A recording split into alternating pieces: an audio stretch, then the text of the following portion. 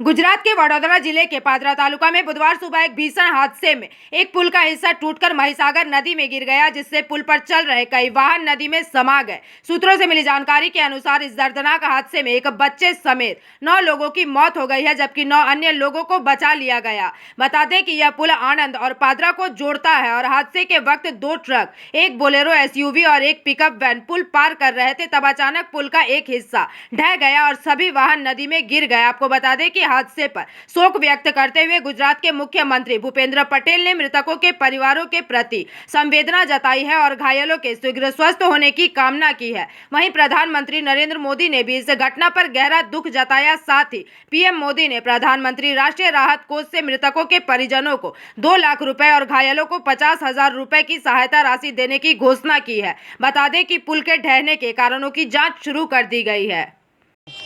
આપણે હેડી હે કરતાવડા ને ભાઈ તારે પોલીસ વાળાને પડવા દે પણ દોયડા બોયડા હે તમાર કાઈ એને જામન છે હા ત્યારે જોઈ પડશે હા ઓ ભઈલું આમ આપણે જો કામ કરતા આવડે ભઈલું કઈ નાખો તમે એકલ બારા છે ક્યાં ક્યાં પોલીસ વાળા બધાય ગાડીઓ બાડીઓના બધાય